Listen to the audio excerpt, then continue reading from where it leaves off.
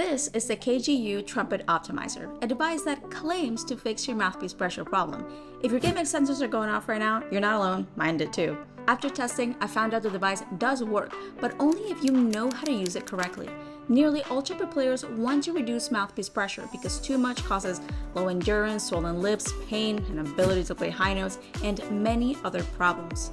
So I ran some tests, meticulously recorded my findings, and I'm ready to show you the formula I put together depending on the range you're trying to unlock. Welcome back to Trumpet Headquarters. I'm your coach, ESTELA, ARAGON, and in my hands I have the KGU Optimizer. In this review, I will show you how it works, how to calibrate it to your needs. I will also give you tips on practicing with it, the pros and cons, and whether or not it's worth your money. The device is made by KGU Music, a Ukraine-based music product company. From the exchanges I had with them, I can say they were very responsive and respectful, so check on good customer service. Now, when you pull it out of the box, you'll find it in one piece, no assembly required. It does, however, need to be calibrated. We'll get to that in a bit. At this point, what you should be asking yourself is, does it work with my mouthpiece? And the answer is yes, unless you use a heavy or megatone mouthpiece. KGU states that it's compatible with all standard brands like Bach, Yamaha, Schilke, and many more. In my case, I use a dentist wig and it works perfectly. It usually costs $147 and sometimes it's on sale. At the time of this video, it costs $97 before my discount code, which will save you a bit more. I have the code and link in the description for you. Finally, the device seems durable and well made. It's small and very portable. Now let's take a look at how it works. The Optimizer uses a magnet-based system that triggers when too much pressure is applied, diverting the air into itself and thereby diminishing the airflow into the trumpet to the point of it being unplayable. This serves as a reminder you're using too much pressure. But here's the interesting part. How sensitive the device is something you can and have to calibrate. See, you can either have the device accept tons of pressure without triggering the magnets, or you can have it activate at the tiniest hint of pressure. Let me show you how to control that. Step 1. Prep your device by grabbing it like so and turning the black part with the silver part counterclockwise until it no longer turns. If you're having a hard time, get your kitchen gloves. As you keep turning it, you'll feel it getting a little more difficult and gritty. That's okay. Keep going until it can't turn anymore. This is what I call level 0. And at this stage, the device provides zero help, so you can use as much pressure as you want. Step 2, insert your mouthpiece into the device and then attach it to your trumpet. Make sure it's really in there, just don't get it stuck. And ensure that the engraving is facing you. This will be an important part of calibrating it. At this point, you can play with it, but remember it's at level 0, so it won't help you control pressure in any way. Let's start using it as it was intended. Turn the black part clockwise, but make sure the shank is staying in place. You might have to push it down a little bit to do that, but once it gets going, it's pretty easy to turn. It's just that first turn. Again, I'm going to bring the engraving back to facing me, okay? And this right here is level 1. At level 1, the device will allow quite a bit of pressure, so it will be best for those trying to learn how to play high C and above.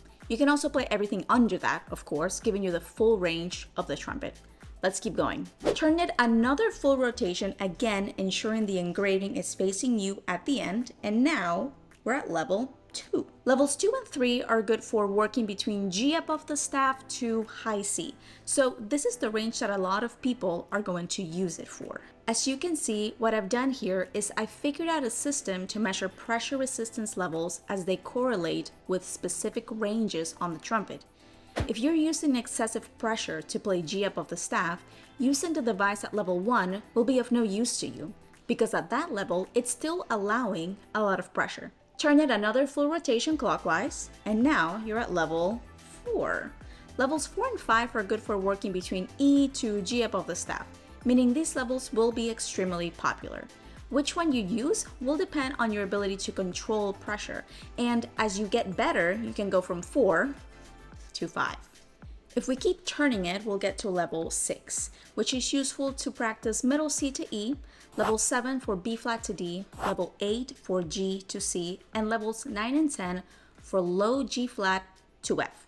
These levels will not be super helpful for most people unless you're applying tons of pressure in the low range. And that covers the common range of the trumpet. The device can keep turning another 5 to 6 rotations, but it's not usable whatsoever as it triggers way too easily to be able to play anything. Now that we know how to use it, here are some tips for the practice room. First, before you start playing with it, be sure to push your tuning slide all the way in. Why? Because when you insert the optimizer into the receiver, you're extending the length of the trumpet by a few inches, bringing the overall pitch of the horn about a whole step lower. So if you notice a device makes you sound flat, that's why. Second, be smart and sensible by using the method I showed you today. This way, you will ensure that you're using the correct pressure resistance for the range you're working on, which will help you avoid frustration and ensure proper practice. Third, this device has a very specific purpose and it should only be used for that. It's not meant for long practice sessions or performance, and it should only be used about 10 to 15 minutes a day. Before you use it, make sure you're properly warmed up, which is not a couple of scales and a high note. Check out the description for a warm-up video with tips and sheet music. Finally, my pro tip for using the KGU Optimizer is to first calibrate it, work on the notes you need to for a few minutes, then take the optimizer out, put your tuning slide back to its normal position, and try to play the same notes with as little pressure as possible. This way, you're really trying to learn from the optimizer and applying it to your playing. Feel free to go back and forth as many times as needed. It's time to look at the pros and cons to help you make a decision on whether or not you should pick up your own optimizer. Pros, it actually works to reduce mouthpiece pressure and does what it says it does. It's lightweight and very portable.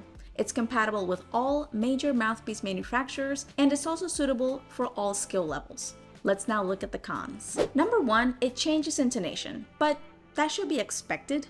And like I showed you today, you can counter that with the tuning slide. It's not like you're going to be performing with it, okay? Number two, there's no gauge or marking to be able to know how much pressure you're allowing. That would actually be really nice for our friends at KGU to add, but at least now you know a workaround for this with my method. Overall, I would recommend this product to help with your pressure management. It worked for me, and I have students who use it with great success. I do think it's important to have a professional trumpet instructor guide you at first, just to make sure you're not creating some new bad habits. If you find that it's too difficult to use or you're still using too much pressure, schedule a one-on-one consultation with me, and I'd be happy to help you out. And that is the KGU Pressure Optimizer. If you're ready to have your own, please consider using my link and code. You'll save, and I'll be encouraged to make more review videos and educational trumpet content. Thank you for watching, and I'll see you next time.